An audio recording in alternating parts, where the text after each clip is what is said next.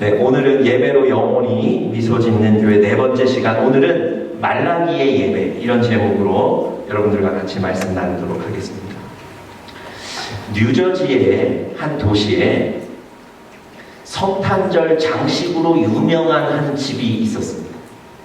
12월만 되면 이 집은요, 집과 정원 전체를 성탄 장식을 하는데, 거기에 그 장식에 들어가는 그 산타클로스 인형이 자그마치 100개, 그리고 눈사람이 117개, 큰 촛불이 46개. 여러분, 한 집에서 이 정도의 그 장식을 한답니다. 뿐만 아니고 지붕에서는 24시간 캐롤이 흘러나오고요. 그러니 여러분, 얼마나 많은 사람들이 크리스마스만 되면 이 집 장식을 구경하겠다고 모이겠습니까? 심지어 그 지역의 경찰이 이 집 앞에 와서 일방통행으로 교통을 제한할 정도로 사람들이 많이 모인답니다. 이 일을 무려 15년 동안 하셨대요. 여러분, 그러니 그 도시에 성탄절만 되면 명소가 되지 않았겠습니까? 그런데 여러분, 그 15년간 지속되던 그 일이 어느 해인가부터 중단되었답니다. 그 집에 성탄 장식이 없어졌답니다. 이유인즉슨 그 가정에 60대 중반의 부부가 사셨는데, 그 부부가 40년간의 결혼 생활을 마감하고 이혼하셨답니다. 그리고 사람들의 눈에 보기에 그 집 무척 화려했습니다. 무척 행복해 보였어요. 그래서 사람들이 그 집의 장식처럼 이 집에 사는 부부도 행복할 거라고 생각했어요. 여러분, 그런데 정작 그 집의 주인의 마음속에는 기쁨도 없고 평안도 없었던 거예요. 그 집에는 밝은 촛불이 비춰지고 있었지만 이 주인의 마음에는 밝은 빛이 없었습니다. 그 집에는 24시간 쉬지 않고 행복한 캐롤이 흘러나왔지만 이분 부부들 마음속에는 행복한 노래가 전혀 없었어요. 여러분, 화려한 장식으로 집을 꾸미는 게 뭐가 의미가 있습니까? 그 도시의 명소가 된 것, 그거 뭐가 의미가 있습니까?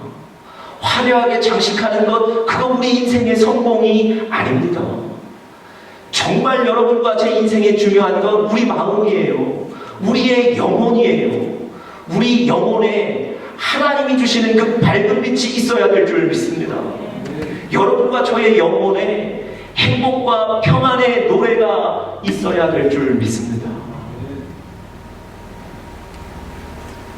여러분, 어떻게 그 은혜들을 누릴 수 있을까요? 어떻게 하나님이 주시는 그 평안과 밝은 빛과 소망들을 여러분과 제가 얻고 누릴 수 있을까요? 하나님의 임재하심, 하나님과의 만남을 통해서 우리가 그 은혜를 얻을 수 있는 줄 믿습니다. 그게 바로 오늘 여러분과 제가 드리는 예배예요. 이 예배를 통해서 하나님이 주시는 평안과 능력과 소망을 얻게 될 줄 믿습니다. 그렇다면 오늘 여러분과 제가 드리는 이 예배가 얼마나 중요한 겁니까? 얼마나 귀한 예배입니까? 여러분, 우리 인생을 위해서 예배를 반드시 붙잡으실 수 있는 여러분들 되시기를 바랍니다. 여러분, 다윗은요, 자신의 인생에서 가장 중요한 것이 예배라는 걸 알았던 사람이에요. 그래서 다음과 같이 이렇게 기도하고 고백하는데요. 시편 27편 4절 말씀 우리 같이 한번 읽어보겠습니다. 시작. 내가 여호와께 바라는 한 가지 일, 그것을 구하리니 곧 내가 내 인생의 여호와 집에 살면서 여호와의 아름다움을 바라보며 그의 성전에서 사모하는 그것이라. 여러분, 다윗은요, 자기 인생에 무엇이 가장 중요한지를 알고 결정했던 사람입니다. 그리고 그것을 하나님께 구하는 거예요. 그것이 무엇입니까? 성전에서 하나님을 사모하는 것, 그게 바로 예배입니다. 여러분, 다윗은 더 강력한 권력을 구하지도 않았고요. 더 큰 명예와 부를 구하지도 않았습니다. 그것이 인생의 성공이 아닌 걸 알았기 때문에 그래요. 정말 자기 인생에 의미 있게 사는 건 하나님 앞에 예배드리는 것이라는 것. 그것을 깨달았기 때문에 오늘 저렇게 내가 평생 성전에서 하나님 사모하며 살게 도와주십시오. 저렇게 기도하는 겁니다. 지난주에 제가 이삭에 대해서 말씀드렸는데요. 블레셋 사람들에 의해서 자기 삶의 처소를 잃고 쫓겨났어요. 당장 그래서 살 곳을 찾아야 됐습니다. 여러분, 누구에게든지 살 곳을, 거주할 곳을 찾고 정하는 건 굉장히 중요한 일입니다. 그래서 여러분, 많은 사람들이 이런저런 조건을 따지는 거예요. 어디 가면 농사가 잘 될 것인가? 어느 땅이 더 기름질 것인가? 어느 땅을 파면 우물을 발견할 수 있을 것인가? 조건을 보는 거예요. 그런데 여러분, 지난주에 말씀드렸던 것처럼 이삭은 예배드린 이후에 그 브엘세바에서 살겠다고 결정합니다. 왜 그렇죠? 하나님이 우리 가정에게 주신 그 예배의 처소, 그곳에서 살겠다고 결정하는 거예요. 어느 곳이 더 유리한지를 보는 게 아니고 하나님께서 우리에게 주신 그 예배의 처소, 그곳에 살겠다고 결정하는 겁니다. 이삭에게 예배는 그렇게 중요한 것이었습니다.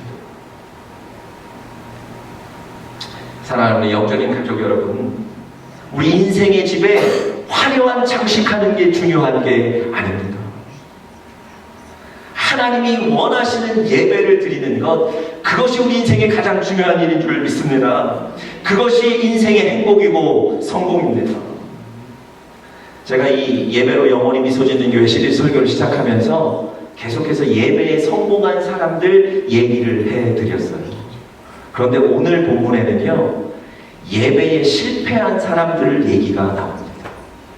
동일하게 이 사람들의 얘기를 살펴보면서도 여러분과 저의 예배가 변화되고 뜨거워질 수 있기를 간절히 바랍니다. 여러분, 오늘 본문에 나와 등장하는 사람들도 분명히 예배를 드렸습니다. 나름대로 형식을 갖추고 나름대로 제물을 준비해서 하나님께 드렸습니다.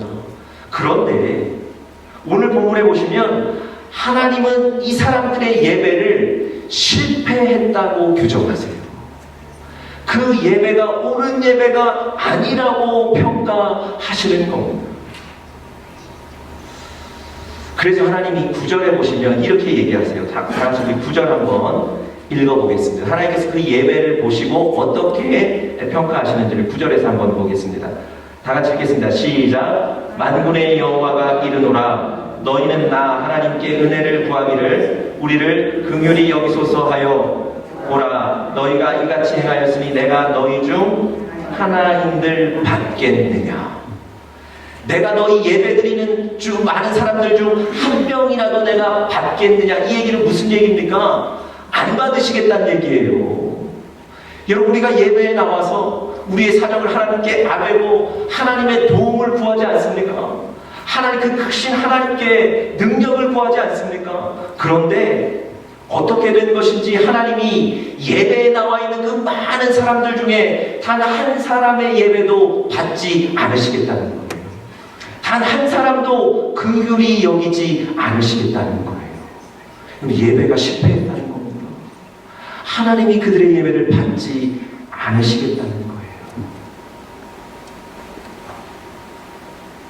여러분, 뿐만 아니고요, 10절에 보시면 더 강력하게 예배를 거부하시겠다고 더 강력하게 얘기하세요. 자, 10절 한번 보십시오. 제가 읽어볼 테니까 눈으로 따라 읽으십시오. 만군의 여호와가 이르노라. 너희가 내 단위에 헛되이 불사르지 못하게 하기 위하여 너희 중에 성전문을 닫을 자가 있었으면 좋겠도다. 내가 너희를 기뻐하지 아니하며 너희 손으로 드리는 것을 받지도 아니하리라. 여러분, 심지어 하나님이 뭐라고 얘기하시냐면 성전 문을 닫았으면 좋겠다고 얘기하세요. 성전 문을 닫으시고 너희들이 드린 제물을 받지 않으시겠다고 얘기하세요. 여러분, 이게 지금 하나님이 하신 말씀이 맞습니까? 아니, 어떻게 하나님이 성전 문을 닫았으면 좋겠다고 이렇게까지 말씀하시죠? 여러분, 하나님은 예배를 원하시는 분 아닙니까?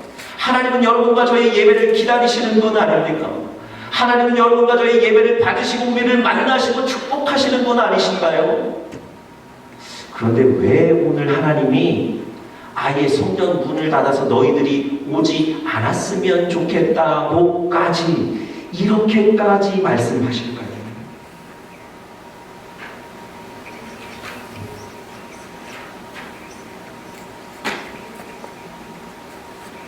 여러분, 그 이유가 10절 초반부에 이렇게 나와 있습니다. 만군의 여호와가 이르노라 너희가 내 단 위에 헛되이 불사르지 못하게 하기 위하여. 다시 말씀드리면 그들이 예배의 형식은 갖추었는지 모르겠는데 그 예배가 헛되다는 거예요. 여러분, 보통 윗사람이 아랫사람 막 혼내다가 책망하다가 그 혼내고 책망이 정점에 다다르면 무슨 얘기를 하죠? 여러분, 드라마에서 보셨던 걸 기억하셔야 됩니다. 다시는 내 눈앞에, 기억나시죠? 네, 다시는 내 눈앞에 나타나지 말라고 그런 얘기하죠. 오늘 하나님이 뭐라고 그러셨다고요? 성전 문을 닫았으면 좋겠다 얘기하세요. 그 얘기는 무슨 얘기입니까? 예수님이 지금 이 이스라엘 백성들의 예배를 책망하시는 것도 그 책망이 정점에 다다랐다는 거예요. 그 이유가 제가 조금 전에 말씀드렸던 너희가 예배는 드리되 헛되이 드리는 것이다. 그 헛된 예배 때문에 그렇습니다. 도대체 이스라엘 백성들이 어떻게 예배 드렸길래 하나님은 그 헛된 예배라고 그렇게 표현하셨을까요? 도대체 어떤 예배였길래 그 예배가 실패했다고 하나님은 규정하셨을까요? 역으로 어떤 예배가 성공한 예배고 어떤 예배를 하나님은 받으실까요? 오늘 본문 통해서 그 세 가지로 좀 살펴보면서 여러분과 저에게 큰 교훈이 될 수 있기를, 도전이 될 수 있기를 간절히 바랍니다. 첫 번째는요, 하나님의 존재를 인정하고 두려움으로 예배를 드려야 합니다. 다시 한번요. 하나님의 존재를 인정하고 두려움으로 예배를 드리셔요.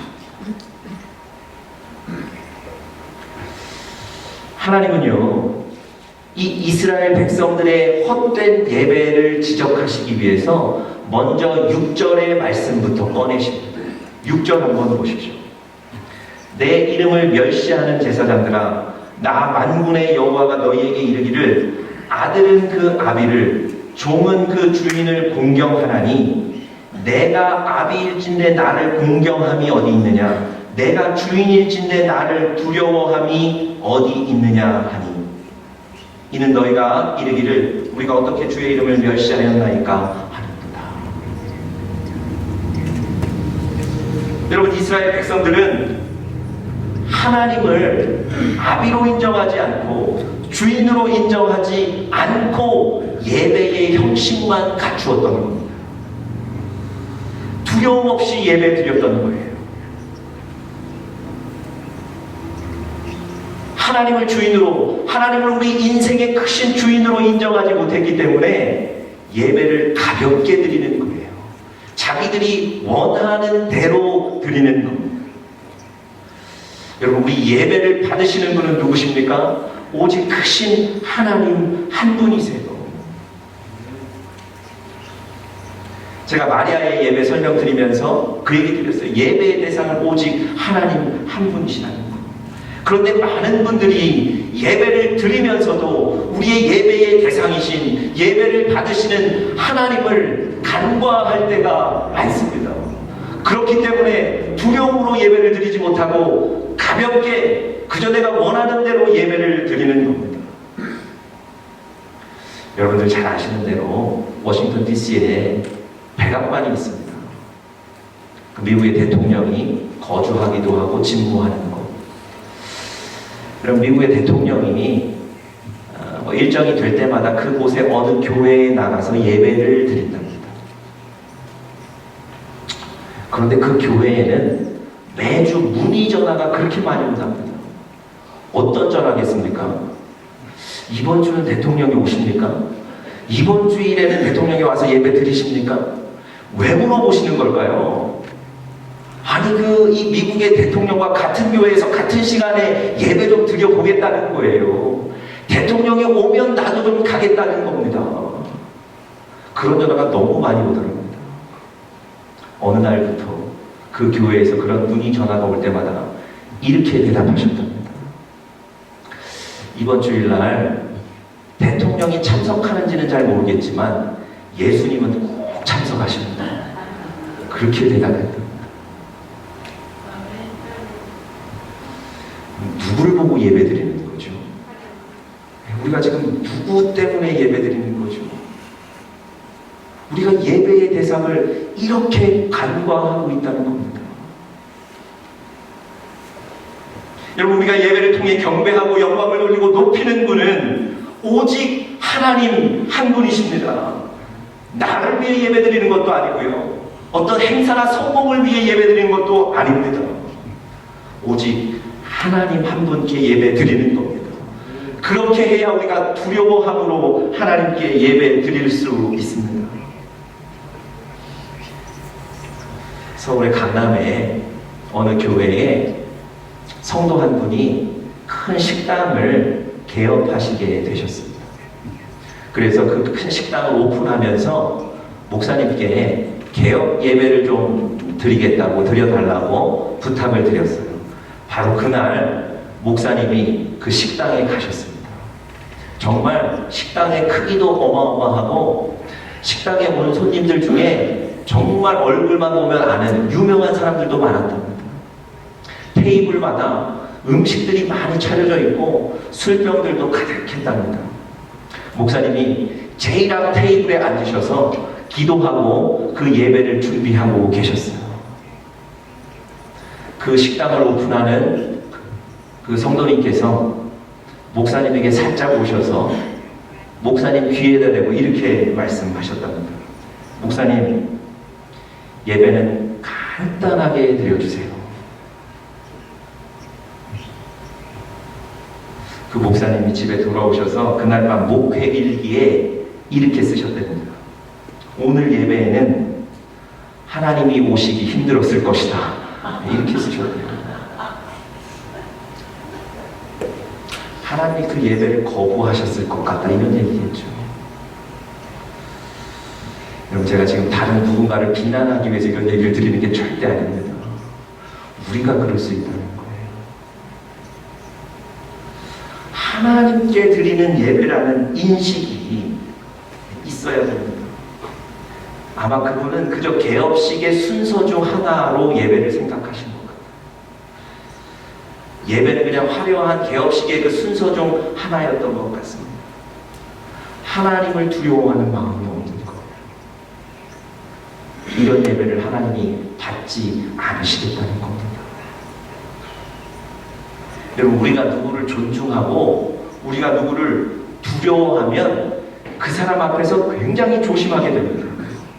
그리고 그분의 의중을 파악해서 그분의 뜻을 따라가게 되는 거예요. 직장 생활을 이 배경으로 하는 드라마를 제가 본 적이 있는데요. 이 부하 직원이 자기의 상사를 굉장히 존경하고 그리고 따르는 사람이었어요. 두려워해요. 이 부하 직원이 이 상사가 무엇을 원하는지 의도를 파악하면 다 그 의도를 따라갑니다. 자기 생각과는 틀려도 그 의도대로 일을 해요. 그분을 존중하고 그분을 두려워하기 때문에 그렇습니다. 여러분, 이것이 바로 두려움, 존중과 두려움의 표현입니다. 여러분, 하나님께서 이스라엘 백성들에게 나를 멸시하고 두려워하지 않는다고 책망하신 것은요, 이스라엘 백성들이 전혀 하나님을 의식하지 않고 예배드리고 있다는 거예요. 그저 하나님은 그들에게 습관적인 대상일 뿐입니다. 여러분, 이런 상태에서 재물 가지고 가서 자 받으십시오 드렸더니 하나님이 그런 예배 안 받으시겠다는 거예요. 심지어 성전문을 닫았으면 좋겠다고까지 말씀하시는 겁니다.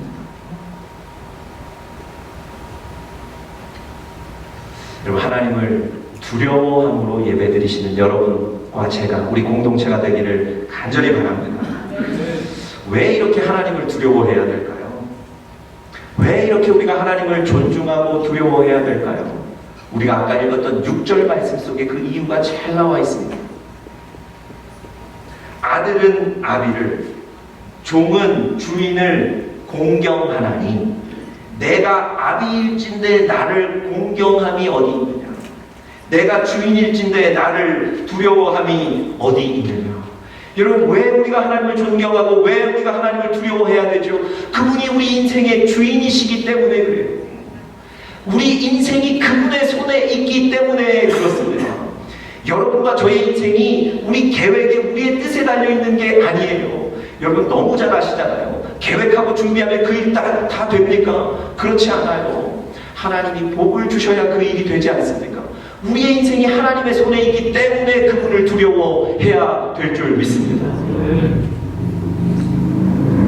역으로 우리가 하나님을 주인으로 인정하지 못하고 있으면 우리가 그 하나님을 두려워하지 않겠느냐. 구약 성경에 이런 얘기가 나와 있습니다. 이스라엘이 심각한 가뭄 때문에 물도 없고 양식도 없고, 그래서 사람들이 정말 어렵게 살던 그런 때가 있었는데, 하나님께서 그런 때에 이 엘리야 선지자를 먹여 살리시겠다고 한 가지 하나님이 제안을 하셨어요. 뭐라고 제안하셨냐면, 사르밧이라는 곳으로 가라. 그리고 그곳에 가면 한 과부가 너를 먹일 것이다. 이렇게 얘기하세요. 그런데 여러분, 이 얘기가 인간적인 계산으로는 전혀 맞는 얘기가 아닙니다. 전혀 납득이 되는 얘기가 아니에요. 왜냐하면 여러분, 이 사르밧이라는 지역은요, 엘리야를 잡으려고 눈에 혈안이 되어 있는 이세벨이라는 왕비의 아버지가 다스리는 나라예요. 아니, 내가 지금 저 이세벨이 나를 죽이려고 하는데 피해가야 되는데 어떻게 잡힐 수 있는 그곳으로 가라고 말씀하시는 겁니까? 더군다나 여러분, 그렇게 심각한 가뭄이 있을 때 사회 지도층도 아니고 부유한 사람도 아니고 그 당시 사회의 약자였던 한 여인이 어떻게 자기를 먹일 수 있다는 말입니까? 여러분, 하나님이 자기를 생각해 주시는 건 너무 고맙지만 인간적으로는 납득이 되는 얘기가 아니에요. 사르밧으로 가면 자기가 잡힐 거예요. 그리고 그 한 여인은 자기를 먹일 수 있는 능력이 없을 거예요. 그런데 여러분, 엘리야가 그 하나님 말씀만 듣고 의지해서 그곳으로 가요. 그리고 사르밧에 가서 잡히지도 않고요, 정말 한 여인을 만났는데 그 여인이 이 엘리야를 공개하게 됩니다. 여러분과 저의 인생은 하나님의 손에 있는 거예요. 하나님이 말씀하시고 하나님이 인도하시고 하나님이 이끌어 가시는 그런 인생이 여러분과 저의 인생인 줄 믿습니다. 그렇다면 여러분, 우리가 하나님 두려워함으로 예배드려야 되지 않을까요? 오늘 읽지는 않았는데요, 1장 4절에 보시면 이런 얘기가 있어요. 에돔은 말하기를 우리가 무너뜨림을 당하였으나 황폐된 곳을 다시 쌓으리라 하거니와 나 만군의 여호와는 이르노니 그것들을 쌓을지라도 나는 헐리라. 여러분, 에돔이 무너진 성을 자기들 힘으로 계속 건축하려고 하는데 하나님은 뭐라고 하신다고요? 너희들 뜻대로 된다는 게 아니에요. 헐게 된다는 거예요. 여러분과 저의 인생은 하나님의 손에 있는 줄 믿습니다. 그 하나님을 두려움으로 예배하시는 여러분과 제가 되기를 간절히 바랍니다. 두 번째, 오늘 이 말라기의 예배를 통해서 우리가 배울 수 있는 두 번째 교훈은요, 정성으로 예배 드려야 한다는 겁니다. 정성으로 예배 드려야 합니다. 오늘 본문에 보시면 헛된 예배를 지적하시기 위해서 7절, 8절에 다시 한번 말씀하세요. 잘 보십시오. 너희가 더러운 떡을 나의 단에 드리고도 말하기를 우리가 어떻게 주를 더럽게 하였습니까? 하는 거다. 이는 너희가 주의 상은 경멸이 여길 것이라 말함을 이람이니라. 8절 너희가 눈먼 희생으로 드리는 것이 어찌 악하지 아니하며 저는 것 병든 것으로 드리는 것이 어찌 악하지 아니하냐. 여러분 지금 이스라엘 백성들은 하나님 앞에 나와서 예배를 드리는데요, 자신들 나름대로 제물을 준비했습니다. 제사를 드릴 때 그 태울 제물을 준비했는데 그 제물이 어떤 것이라고요? 더러운 떡, 저는 것, 병든 것으로 하나님께 드리는 겁니다. 예배의 모습은 있었는데요, 예배의 정성은 없는 거예요. 내가 가진 최선의 것으로, 최고의 것으로 하나님께 드리는 게 아니고 내가 가진 것 중에 흠 있는 것, 병 있는 것, 저는 것, 이거 내가 팔아봐야 얼마 받지도 못하는 것, 그런 것으로 하나님께 드렸다는 거예요. 여러분 14절에도 보시면 이런 정성 없는 예배에 대해서 잘 설명하고 있습니다. 14절에는요 서원하는 일 때문에 제사를 한다 그래요. 이 서원제는 여러분들과 제가 잘 아는 것처럼 나의 어떤 간구와 소원을 하나님 들어주십시오, 내가 이렇게 하겠습니다, 이런 제사, 이런 예배예요. 아니 그런 간절한 예배를 드리는데도 불구하고 그들이 순양, 그 당시에 그 제사에는 순양이 가장 가치 있었다고 하는데요, 순양을 드리는 것이 아니라 흠 있는 것 드린다는 거예요.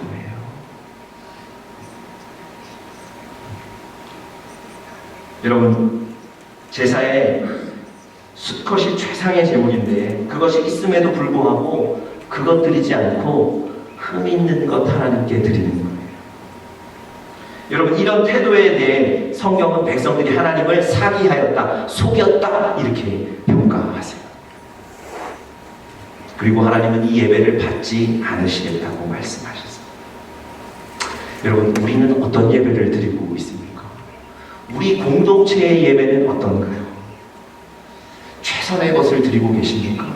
아니 정성껏 하나님께 드리는 예배를 드리고 계신가요? 우리도 이 제사장들과 백성들처럼 정성 없이 예배를 드리고 있다면 오늘 하나님이 우리를 향해서 야 그것은 좀 헛된 예배다 이렇게 말씀하실 겁니다. 그러면 여러분과 저의 삶에 최선을, 정성을 다해서 예배를 드린다는 건 어떤 의미일까요? 어떤 것일까요? 여러분 이런 것을 잘 알 수 있는 힌트 하나가 8절 마지막에 나와 있습니다. 하나님께서 정성 없는 예배에 대해서 지적하시면서 제일 마지막에 뭐라고 하셨냐면요, 8절 제일 마지막에 보면 그것을 너희 총독에게 드려보라. 그가 너를 기뻐하겠느냐? 너를 간악하겠느냐? 무슨 얘기입니까? 그 당시 이스라엘을 다스리고 있었던 그 총독들에게 지금 나에게 드린 그 제물을 한번 드려보라는 겁니다. 야, 그 사람들이 이거 잘 받을까? 그 사람들이 이거 받고 기뻐할까? 그렇지 않다는 거죠. 사람도 감동시키지 못할 제물을 가지고 하나님 앞에 나왔다는 거예요. 여러분 우리가 누군가를 감동시키기 위해서는 우리의 정성이 필요하지 않습니까? 하나님 지금 그걸 말씀하시는 거예요. 오해하시면 안 돼요. 사람이 좋아하는 것 하나님도 좋아하신다 이런 의미가 아니고요. 사람도 감동시키기 위해서는 정성이 필요한데 그런 정성을 가지고 사람이 감동할 만한 정성을 가지고 하나님 앞에 나오라는 겁니다. 그래야 여러분과 저의 정성이 증명이 되는 겁니다. 제가 몇 년 전에 짧게 2주간 한국을 방문한 적이 있었습니다. 저희 가족 중에 저희 처남이 결혼을 해서 짧게 2주간 제가 방문하고 왔는데요. 그 짧은 2주 동안 제가 뜻하지 않은 정말 감동적인 만남들을 제가 가졌습니다. 여러분 제가 일주일은 결혼하느라고 지나가고 나머지 일주일밖에 없었습니다. 그런데 어떤 분이 서울에 사시던 분이 제가 대전에 있었는데 저를 만나서 식사를 대접하고 싶으시다고. 그래서 제가 서로 멀고 또 서로 시간도 없고 괜찮습니다. 우리 전화로만 합시다. 그런데 이분이 어느 토요일날 새벽부터 밥 한 끼를 사겠다고 내려왔어요.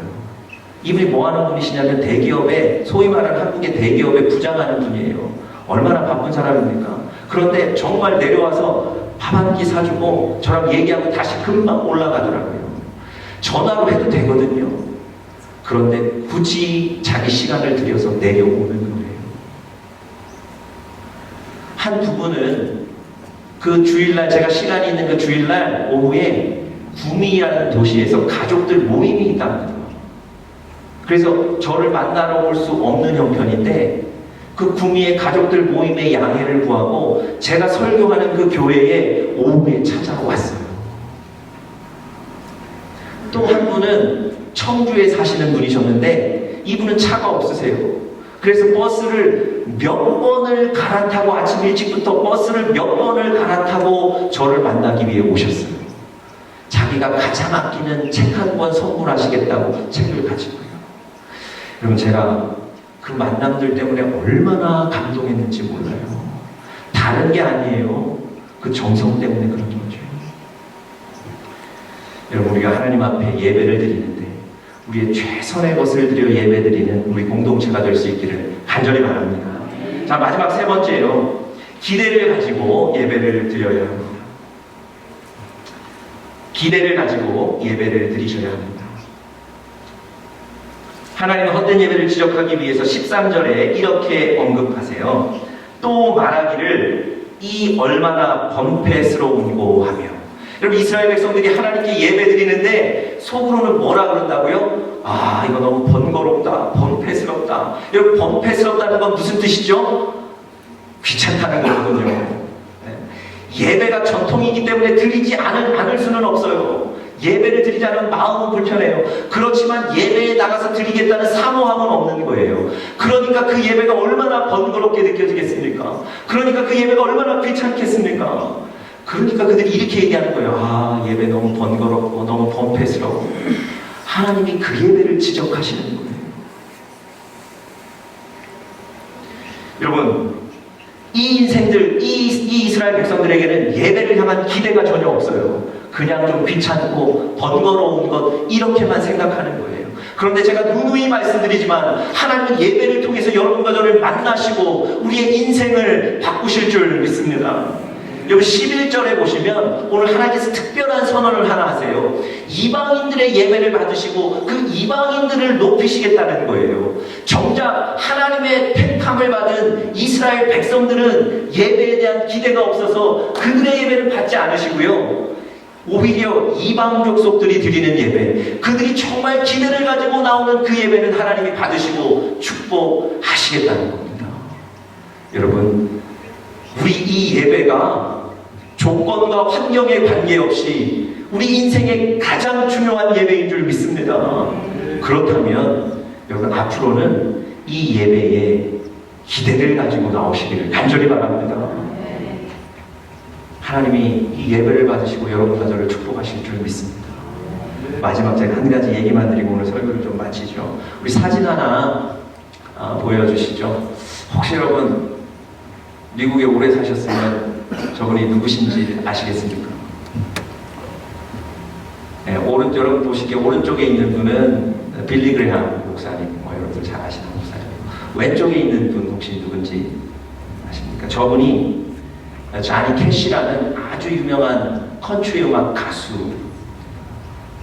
미국에서 컨트리 음악의 아주 유명한 가수 중, 성공한 가수 중에 한 분이 지금 저 왼쪽에 있는 자니 캐시라는 사람입니다.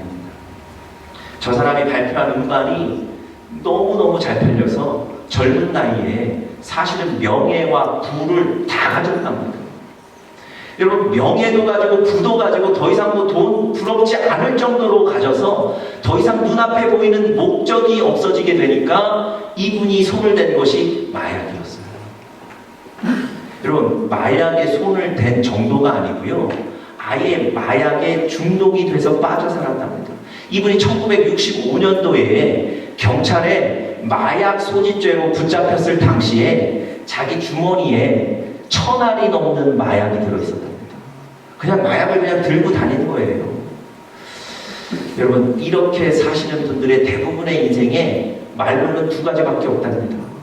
그냥 그렇게 폐인으로 살던지 아니면 삶을 마감하든지. 그런데 이분이 후자를 선택하셨어요. 난 더 이상 살지 못하겠다.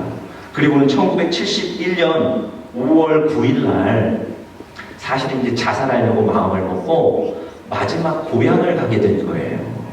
그리고 고향에 가서 자기가 자란 그 교회에 가서 마지막 예배를 드리기로 했답니다. 그런데 여러분, 이분이 마지막 고향에서 드렸던 그 마지막 예배라고 생각했던 그 예배 때 하나님을 만난 거예요. 그리고 그 예배를 통해서 자신의 죄를 회개하게 됩니다. 그리고 나서는요, 그렇게 끊지 못했던, 중단하지 못했던 그 마약을 중단하게 되고요. 제가 일부러 이 사진을 뽑아온 거예요. 혼자 있는 사진이 아니라 누구랑 같이 있는 겁니까? 저 빌리그레이엄 목사님 집회마다 따라다니면서 그곳에서 찬양하고 간증하며 2003년에 일생을 마쳤다는 거예요. 여러분, 말로 해서 누가 변화됩니까? 예배를 통해서 하나님은 한 인생을 변화시키시는 줄 믿습니다. 여러분, 그 예배 기대하며 나오시는 우리 공동체가 되기를 간절히 축복합니다. 다 같이 기도하겠습니다.